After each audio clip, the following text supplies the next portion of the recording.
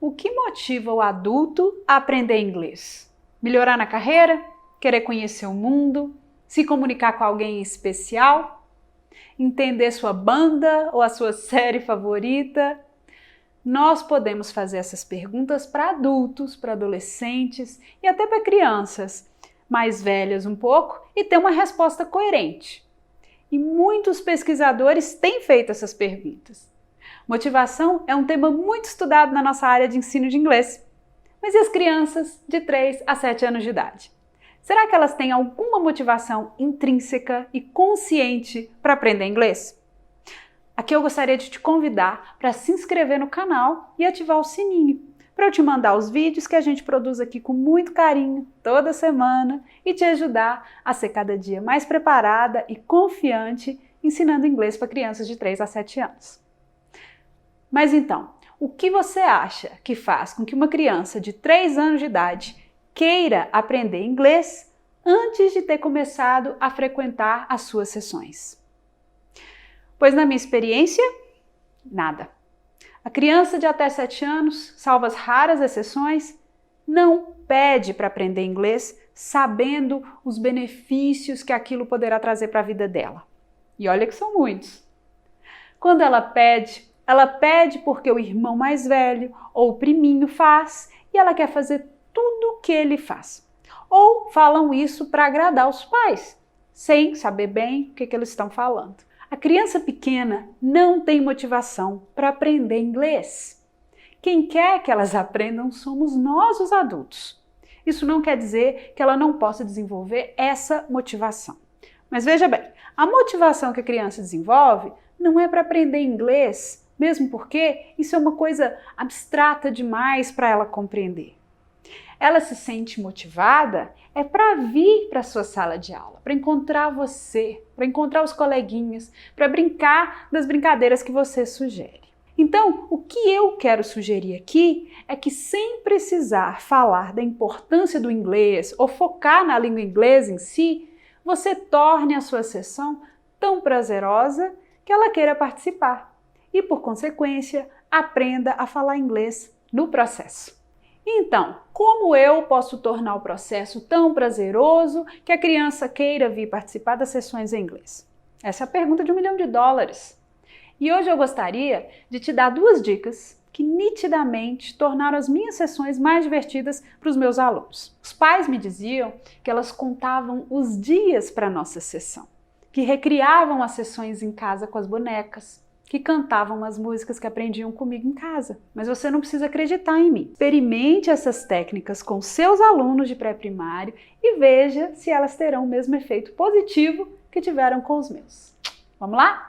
Primeira dica: usar atividades que estimulem e refinem todos os sentidos. Na prática, a gente vê que crianças pequenas só aprendem fazendo e experimentando por elas mesmas. Maria Montessori dizia que as mãos são os instrumentos da inteligência humana e que é por meio das mãos que a mente humana se revela. Ela também nos ensina a nunca dar à mente mais do que você entrega nas mãos da criança. A criança pequena vive no concreto. É por meio da utilização dos sentidos, entre eles o tato, que o cérebro da criança se desenvolve. E a possibilidade de utilizar suas mãos desde muito cedo é decisiva para o desenvolvimento. Como todo bom montessoriano, eu sempre falei isso e eu vou seguir repetindo: criança só aprende fazendo e experimentando. Explicação demais das coisas entra por um ouvido e sai pelo outro. Não por culpa dela, mas por falta de maturidade mesmo. Os sentidos, diferentemente do que se diz por aí, são muitos.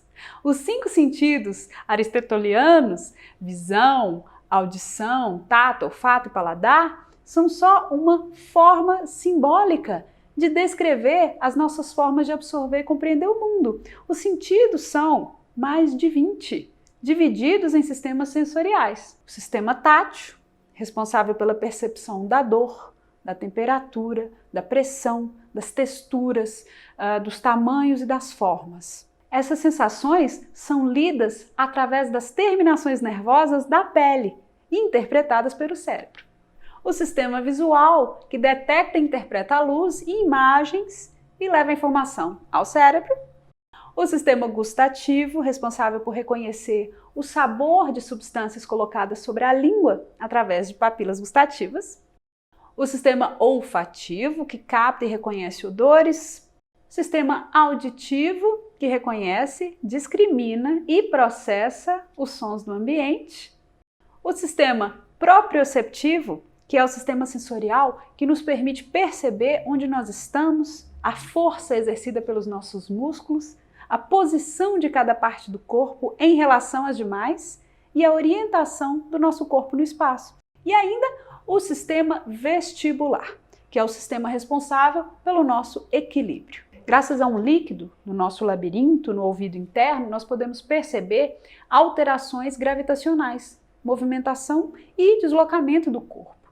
É graças a esse sistema que nós sabemos quando estamos de pé ou deitados. E o nosso cérebro nos manda relaxar ou ficar em alerta. Imagine só, a criança ainda está desenvolvendo todos esses sentidos. Pela primeira vez tem a capacidade de experimentar com a gravidade, com texturas, com o som da sua própria voz e precisa do nosso apoio para realizar esses experimentos através de brincadeiras que envolvam o corpo todo e como um todo também. Então, nas sessões em inglês, eu recomendo variar e muito do tradicional método Listen and Repeat. Eu recomendo usar realia, coisas de verdade, objetos. Recomendo experimentar com gostos e odores, demonstrar as ações falando, para que a criança possa associar ação e palavras. Elas poderão, então, copiar suas ações para, no futuro, usar as palavras de forma contextualizada e espontânea. E aqui entra a minha segunda dica. Eu poderia até incluir isso que eu vou falar aqui na primeira dica, uma vez que o mover o corpo desenvolve os sistemas sensoriais, especialmente o tátil, o proprioceptivo e o vestibular. Mas para ficar bem claro, minha segunda dica para motivar seus very young learners é usar atividades de corpo e movimento nas sessões em inglês. O movimento é como a criança desenvolve a coordenação motora, tanto a grossa quanto a fina. A diferença entre coordenação motora grossa e fina é muito simples e é a seguinte. As atividades que envolvem grandes grupos musculares, como pernas e braços, simultaneamente, e deslocamento, correr, andar, saltar, dançar, desenvolvem a coordenação motora grossa. Já atividades que usam mãos e dedos envolvem movimentos de pequena amplitude, como colorir, cortar e pintar, desenvolvem e exigem habilidades motoras finas. Usar atividades de corpo e movimento na educação infantil em inglês não é novo. Quase todo mundo faz, num nível ou no outro. Isso porque as crianças se divertem, elas gastam energia e o tempo passa mais rápido. Tem até quem diga que elas aprendem muito mais, seja o conteúdo que for, através de atividades assim. O James acha que criou a ferramenta Total Physical Response, a TPR, é entre muitos que defendem o movimento no ensino de língua estrangeira. Nos meus primeiros anos de carreira, em alguns cursos e reuniões de professores, me sugeriram começar e terminar as aulas com atividades com movimentos de corpo inteiro. A maior parte do tempo seria nas carteiras, para que as crianças não ficassem muito agitadas. Eu até tentei, mas na minha experiência isso nunca funcionou. Ao contrário do que me disseram, atividades com movimento ajudam meus alunos a se concentrarem melhor, a se acalmarem na hora das atividades de coordenação motora fina. É verdade que minhas sessões podem ficar um pouco barulhentas às vezes, mas eu costumo intercalar atividades de corpo inteiro ou de coordenação motora grossa com atividades de coordenação motora fina, que é colorir, massinha, colagem, e eles parecem gostar muito. Porque assim a gente senta e levanta o tempo todo. Se a gente pensar bem, as crianças acabam se movimentando do começo ao fim da sessão e isso é o mais natural para elas. Isso não quer dizer que elas não estejam aprendendo, pelo contrário. Olha só, movimento é tudo o que não é inércia. Então, uma aula expositiva é o oposto de uma sessão em inglês com movimento. Assistir filminho ou desenho animado é o oposto de uma sessão em inglês com movimento. Nada contra o filminho de vez em quando, tá? Ah, mas aí as crianças ficam muito empolgadas. Isso não é bom. Eu, particularmente, acho ótimo. Criança empolgada é regra quando se trata de jogo que envolva bola, saltos, desafios e outras crianças. O problema é que na maioria das instituições educacionais, os professores têm medo de perder o controle, né? Ou de parecer que perderam o controle da turma.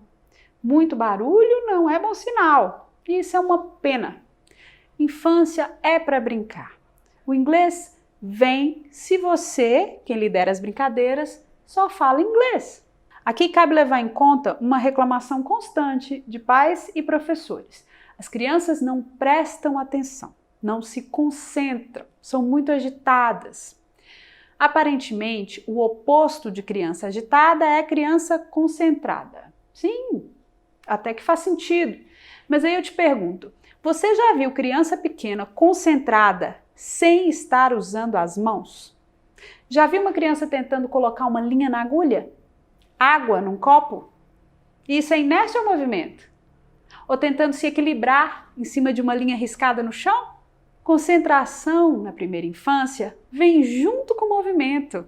Esperar que uma criança fique quietinha ouvindo um adulto é pedir demais. Até na contação de histórias, nós precisamos incluir movimento e interação para que eles se concentrem. Uma ótima definição para concentração é mente e corpo a serviço de um mesmo objetivo. E o grande desafio da criança na primeira infância é desenvolver o controle dos seus movimentos. Daí o esforço para dominar seus músculos, as inúmeras repetições de um mesmo movimento, a insistência em tarefas que para o adulto parecem insignificantes.